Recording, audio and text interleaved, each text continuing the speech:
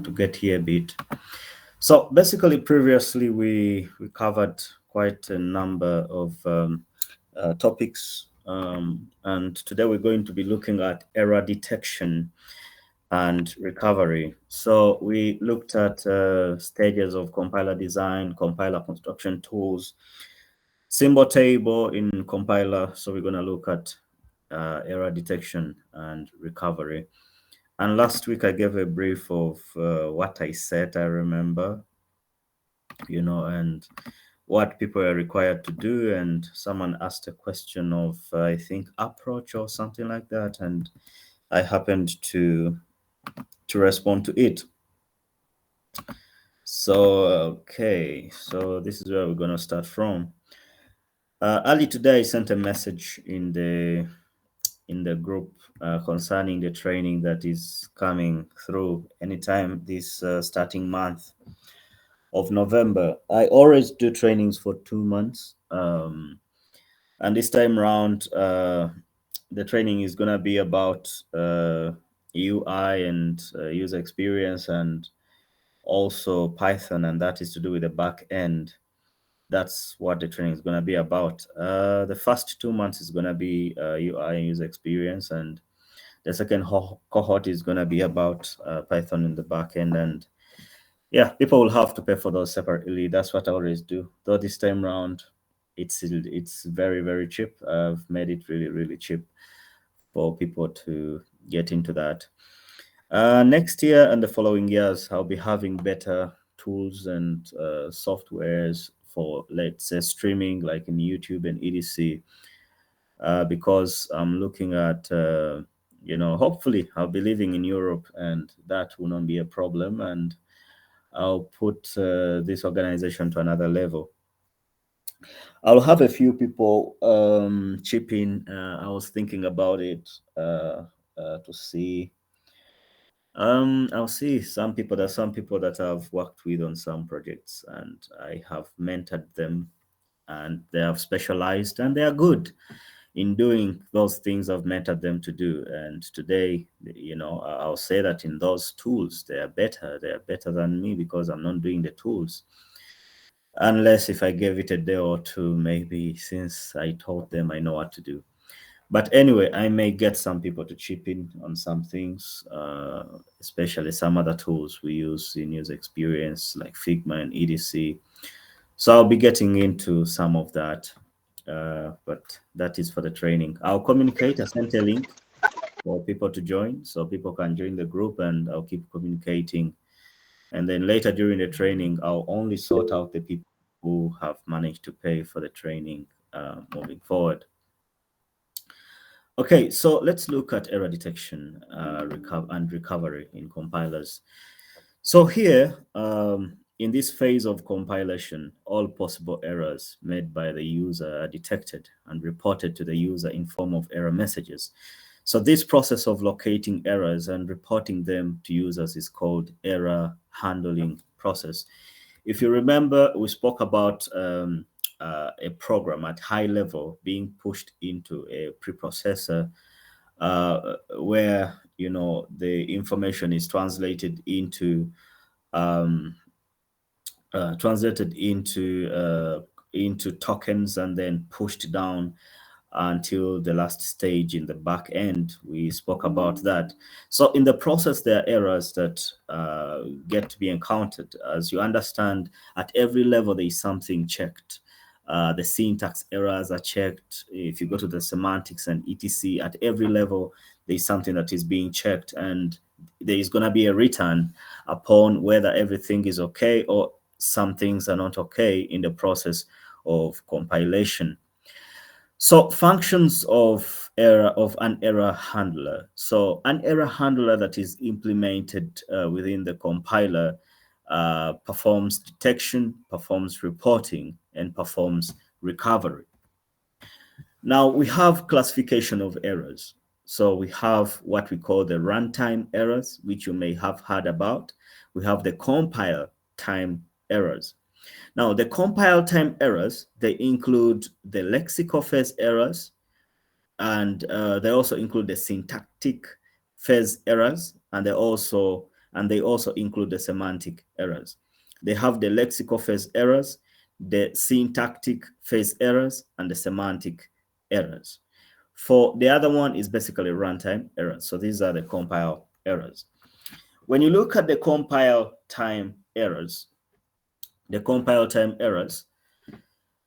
starting with the lexical phase errors here. So these are detected during the lexical analysis. So during the lexical analysis at that level, we get to detect some of these errors. So typical lexical errors are exceeding length of identifier or numeric constants, the appearance of illegal characters, if you put in characters that are not supposed to be there, unmatched string. These are all lexical phase errors.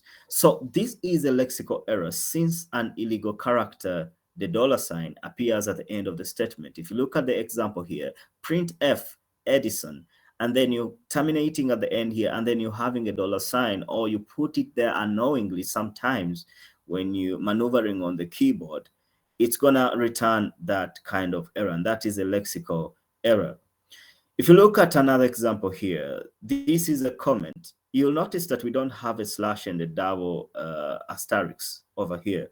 So this is a lexical error since end of comment is present, but the beginning is not present. So these are some of the errors programmers make unknowingly. In most cases, not something they do intentionally, because you working so fast to deliver. At times, these things are going to happen. So you need to understand how to read errors, come back and forth and solve them so that the program works well. So this is what we call the compile time errors. We call it the compile time error because in the process of compiling, at a certain point of time, there is an interrupt because of an error, and it's going to be returned. And that's why we say in the process of compiling, there is compile time errors, and that is what comes back. So error recovery for lexical errors. Error recovery for lexical errors. We have what we call the panic mode recovery. So in this method, successive characters from the input are removed one at a time until a designated set of synchronizing tokens is found. Panic mode recovery. In this method, successive characters from the input are removed one at a time until a designated set of synchronizing tokens is found. So synchronizing tokens are delimiters, for example, such as the O. So the advantage is that it is easy to implement and guarantees not to go into an infinite loop. The advantage is that it is easy to implement and guarantees not to go into an infinite loop. So the disadvantage is that a considerable amount of input is skipped without checking it for additional errors. So these errors are detected during the syntax analysis phase. Typical syntax errors are errors in structure. If you make an error in the structure, missing operator, if you miss an operator that has to be somewhere, misspelled keywords, these are all syntax errors, unbalanced parentheses, that will also return a syntax error.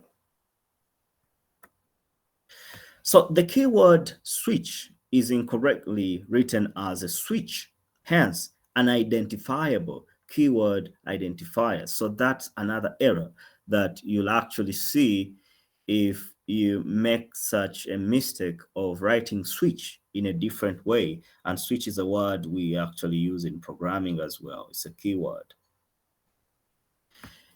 Error recovery for syntactic phase error. So panic mode recovery.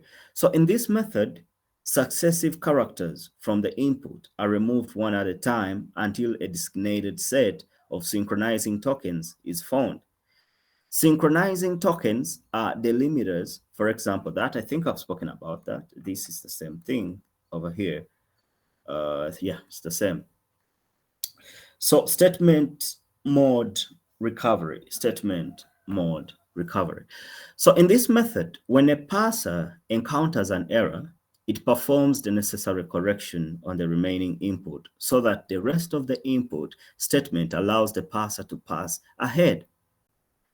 The correction can be deletion of extra semicolons that you may have put there when you're writing the code, or replacing the comma with semicolons, or inserting a missing semicolon. That could be the correction. While performing correction, utmost care should be taken for not going in an infinite loop. A disadvantage is that it finds it difficult to identify which error occurred before pointing of detection, sorry. Error production. So if a user has knowledge of common errors that can be encountered, then these errors can be incorporated by augmenting the grammar with error productions that guarantee erroneous constructs. So if this is used, then during passing, appropriate error messages can be guaranteed and passing can be continued. The disadvantage is that it's difficult to maintain. So global correction. So the parser examines the whole program and tries to find out the closest match for it, which is error-free. The closest match program has less number of insertions, deletions, and changes of tokens to recover from erroneous input. So due to the high time and space complexity, this method is not implemented practically. Then we have the semantic errors on the next level. The previous was syntactic errors. So these errors are detected during the semantic analysis phase. They're detected during the semantic analysis phase. Typical semantic errors are incompatible type of operands, undeclared variables will lead to semantic errors, non-matching of actual arguments with the formal one will lead to semantic errors. Okay, so they're giving an example here, and they're saying that it generates a semantic error because of an incompatible type of A and B. So it will return that error. Error recovery for semantic errors. So if the error undeclared identifier is encountered, then to recover from this, a symbol table entry for the corresponding identifier is made. So if data types of two operands are incompatible, then automatic type conversion is done by the compiler. Automatic type conversion is done by the compiler. Improved code quality. So error detection and recovery in a compiler can improve the overall quality of the code produced. So this is because errors can be identified early in the compilation process and addressed before they become bigger issues. Increased productivity. Error recovery can also increase productivity by allowing the compiler to continue processing the code after an error is detected. So this means that developers do not have to stop and fix every error manually, saving time and effort. The next part, better user experience. Error recovery can also improve the user experience of software applications. When errors are handled gracefully, users are less likely to become frustrated and are more likely to continue using the application. And we also have better debugging as another example. Error recovery in a compiler can help developers to identify and debug errors more efficiently. By providing detailed error messages, the compiler can assist developers in pinpointing the source of the error, saving time and effort. Then we have consistent error handling. Error recovery ensures that all errors are handled in a consistent manner, which can help to maintain the quality and reliability of the software being developed. The other example is reduced maintenance costs. By detecting and addressing errors early in the development process, error recovery can help to reduce maintenance costs associated with fixing errors in later stages of the software development lifecycle. Then improved software performance. Error recovery can help to identify and address code that may cause performance issues. For example, memory leaks or inefficient algorithms. So, by improving the performance of the code, the overall performance of the software can be improved as well. I may give you a case, just like what I said for you for Cat 1, and then I ask you what are some of the merits based on the compiler written by Emma. What are some of the advantages Emma is going to have with the solution he has come up with in respect to the problem? So I just get to confuse you, but I'm asking you for the advantages of error recovery, something like that, or detection or etc. So I just play around with words, but that's what I'm looking for.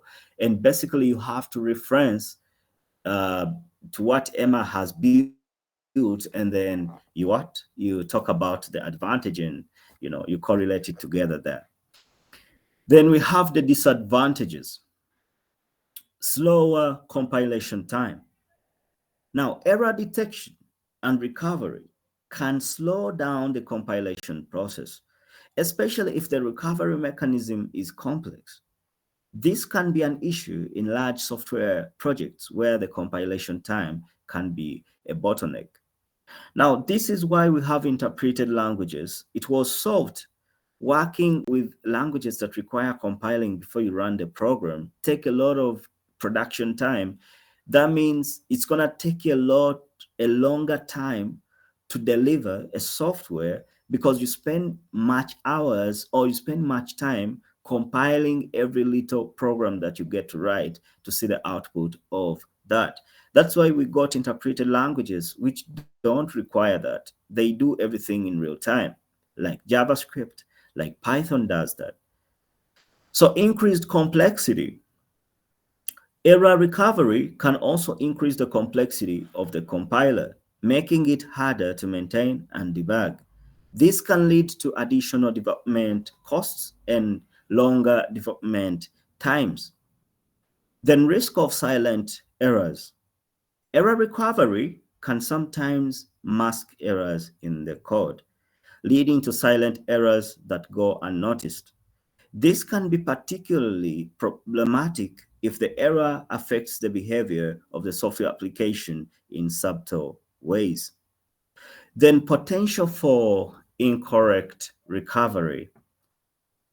If the error recovery mechanism is not implemented correctly, it can potentially introduce new errors or cause the code to behave unexpectedly. Then dependency on the recovery mechanism. If developers rely too heavily on the error recovery mechanism, they may become complacent and not thoroughly check their code for errors. This can lead to errors being missed or not addressed properly. Then difficulty in diagnosing errors. Difficulty in diagnosing errors. Error recovery can make it more difficult to diagnose and debug errors since the error message may not accurately reflect the root cause of the issue. This can make it harder to fix errors and may lead to longer development times. Compatibility issues. Error recovery mechanism may not be compatible with certain programming languages or platforms, leading to issues with compatibility and cross-platform um, development. Those are the disadvantages of error recovery, etc. So that is the end of this chapter of error recovery, and error detection and recovery. Then we also have error handling, and we have error handling there in compiler design. And that's what we're going to check. And that is more of like lecture 6 there.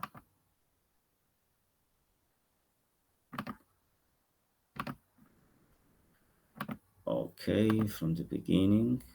Okay, error handling in compiler design. So this is also a bit like 16 slides. It's not long, it's a bit short. Given the complexity of the course, I decide not to have longer PowerPoints in here. Oh, my joke commented, I like this man's accent. I don't know which man you're meaning. Maybe someone else here in the chat. Yeah, some people have come through. That's interesting. Christine, good morning. Maxine was already here. Jesse, Majok is here. Daniel, Bamo. That's amazing. It's amazing. Okay, so let's proceed. For people that came later, I mentioned that I pushed in a communication in the WhatsApp group of compiler design concerning the forthcoming training on user interface design and user experience. It's going to be fully practical because I'm teaching people I'm mentoring people that already know something. So it's going to be practical, how to do things. And also the back end with Python is going to be the next one. I'll schedule that after the first one. The first one is starting this new month. It has to run for 2 months, then we get to the second one. After understanding the front, we understand how to play around with the back end.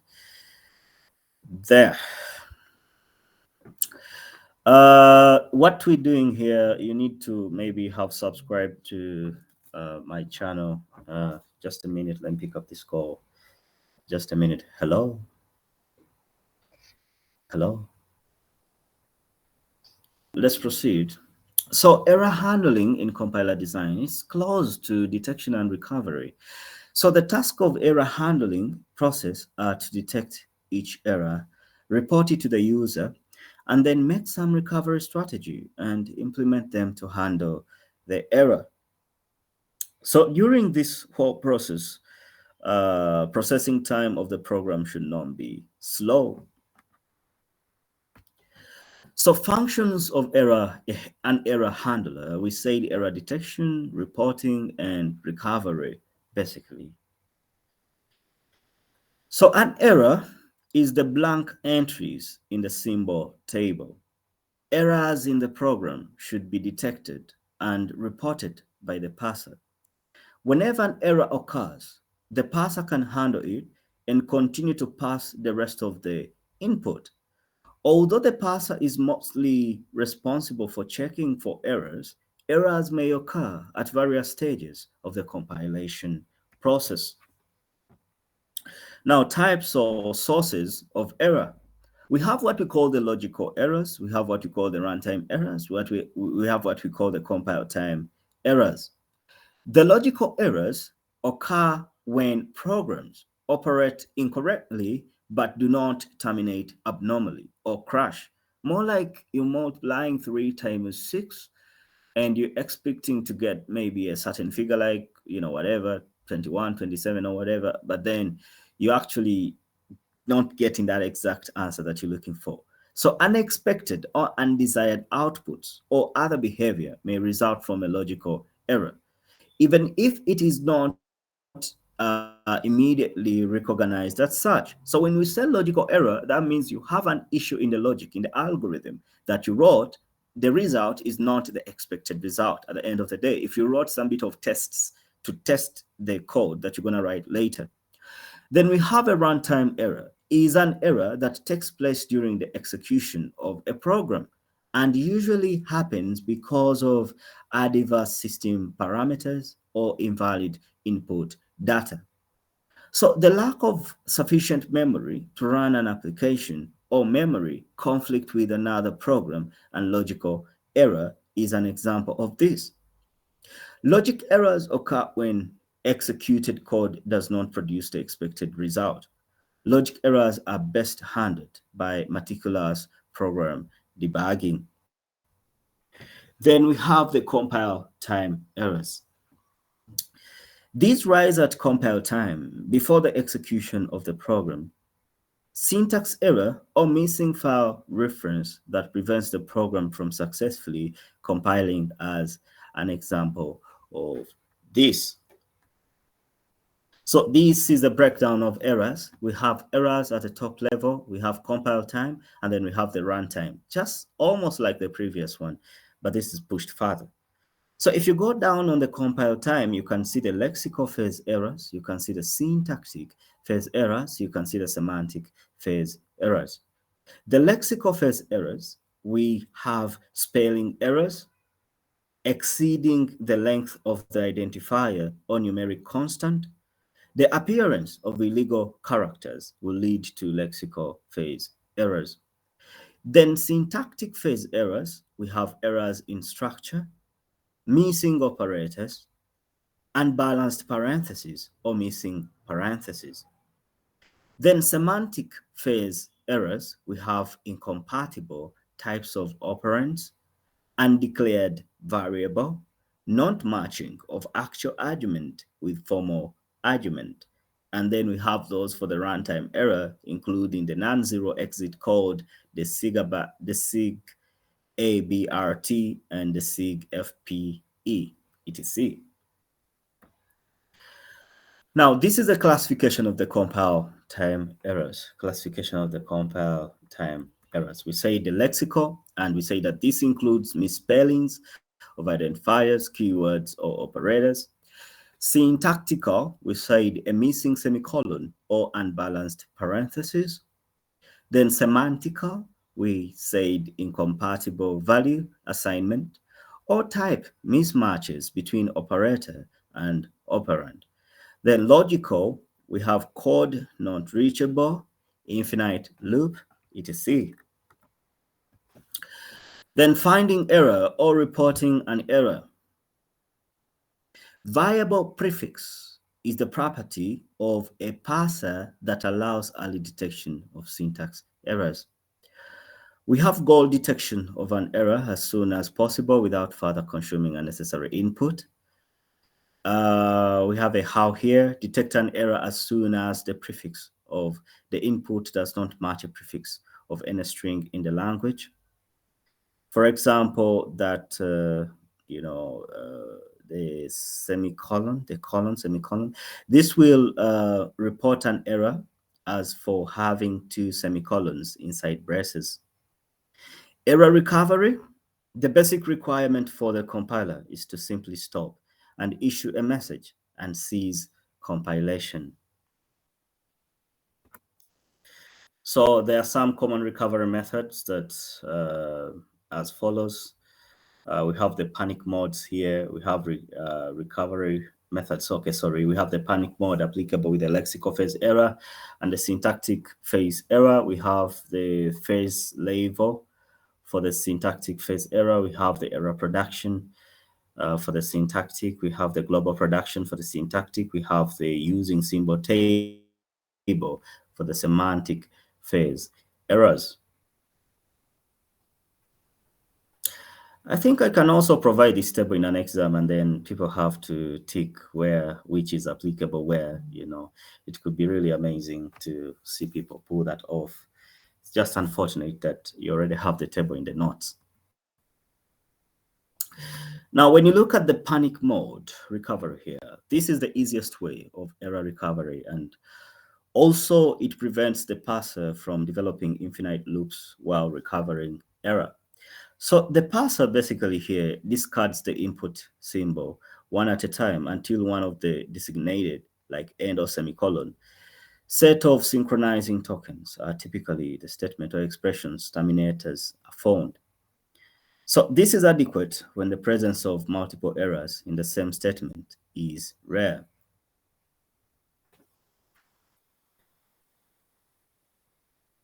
We have the phase level recovery as well here.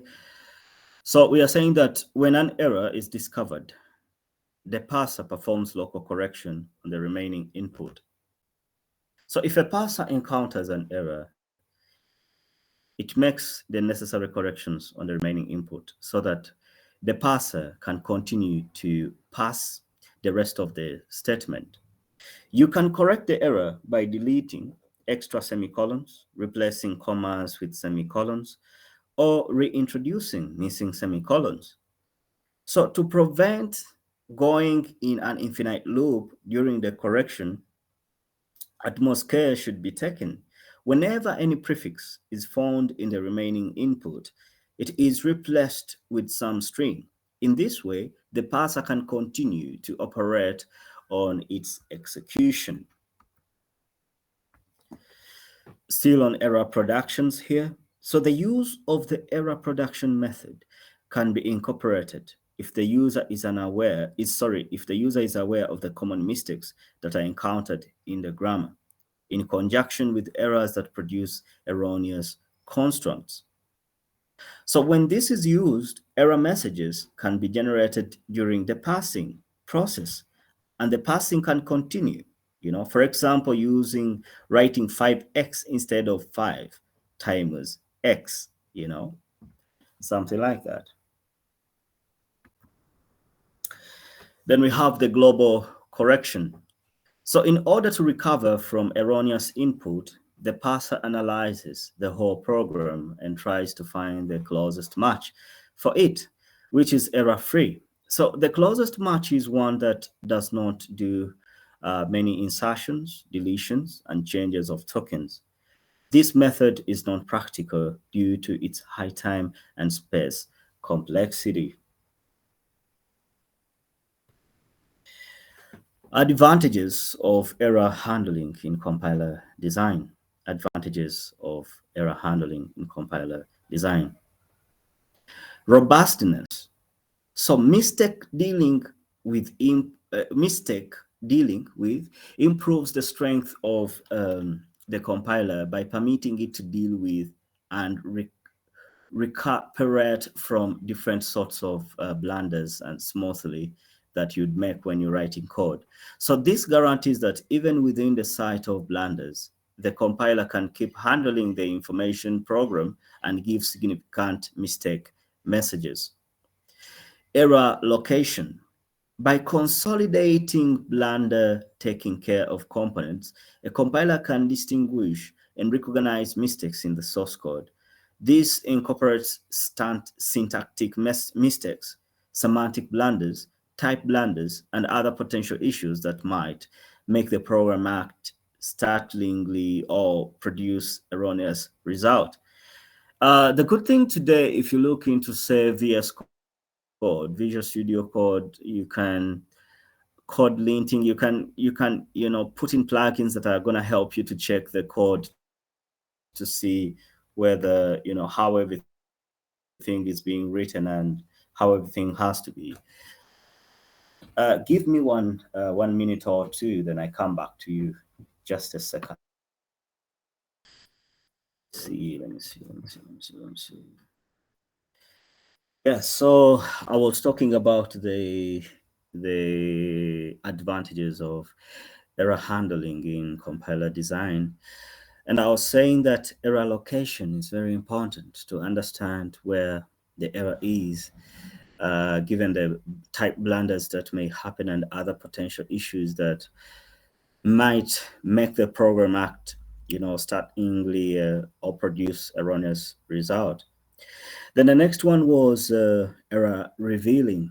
And I was saying that compiler mistake taking care of works with viable blunder answering to the client or software engineer. This here creates engaging blunder messages that assist developers with understanding the nature and area of the mistake, empowering them to effectively fix the issues. Clear and exact mistake messages save designers significant time in the troubleshooting system. Then we have the error recuperation. So mistake dealing with permits the compiler to recuperate from blunders and produce and proceed with the aggregation cycle method like blunder adjustment, mistake synchronization, and resynchronization. So the compiler endeavors to redress the blunders and continues with assemblage, keeping the whole interaction from being ended unexpectedly. We have incremental gathering, uh, empowers gradual aggregation, where a compiler can order and execute write partitions of the program, regardless of whether different segments, cut and blunders, do exist there. So this element is especially helpful for um, enormous scope projects, as it permits engineers to test and investigate explicit modules without recompiling the whole code base. Then we have the productivity improvement. Now, with legitimate mistake taken care of, the compiler diminishes the time and exertion spent on troubleshooting and blunder fixing. So, by giving exact mistake messages and supporting blunder recuperation, it assists programmers with rapidly recognizing and getting to resolve issues, prompting further efficiency and quicker advancement cycles. Then language turn of events. This is fundamental part of language plan and advancement. So by consolidating mistake dealing with systems in the compiler, language fashioners can characterize the normal blunder conduct and authorize explicit standards and imperatives. So this adds to the general dependability and consistency of the language, guaranteeing uh, guaranteeing that developers stick to the expected utilization of designs. We have increased complexity. We have increased complexity, and we're saying that error handling in compiler design can significantly increase the complexity of the compiler. And we're saying that this can make the compiler more challenging to develop, test, and maintain. The more complex the error handling mechanism is, the more difficult it becomes to ensure that it is working correctly and to find and fix errors. Then reduced performance. So error handling in compiler design can also impact the performance of the compiler. This is especially true if the error handling mechanism is time consuming and computationally intensive. So as a result, the compiler may take longer to compile programs and may require more resources to operate. Increased development time. Developing an effective error handling mechanism can be a time consuming process. This is because it requires significant testing and debugging to ensure that it works as intended. This can slow down the development process and result in longer development times. Then we have difficulty in error detection.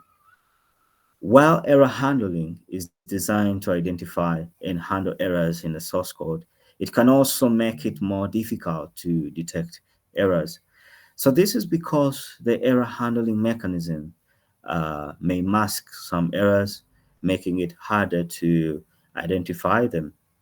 Additionally, if the error handling mechanism is not working correctly, it may fail to detect errors altogether.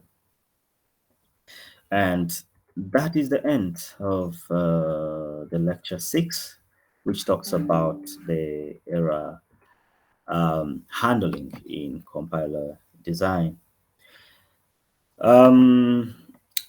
We shall next time we meet here, we we're gonna look at language processors, and we shall be looking at, after language processors, I'll be making the last two PowerPoints that we have left. We only have three. The last two, one will be having automata. We shall meet physically because automata is tricky.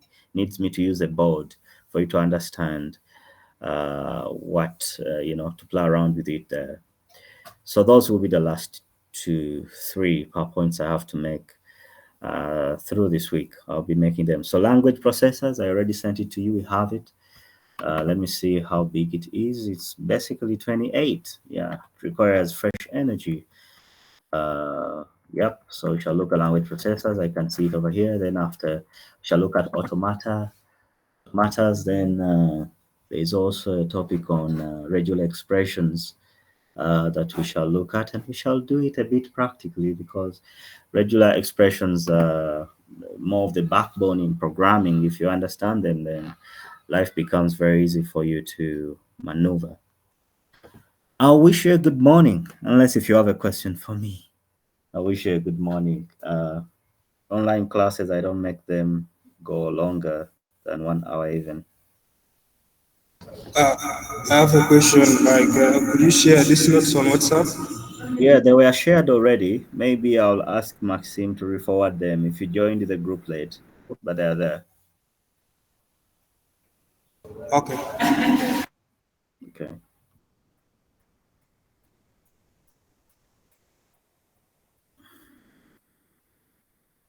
You're free to step off.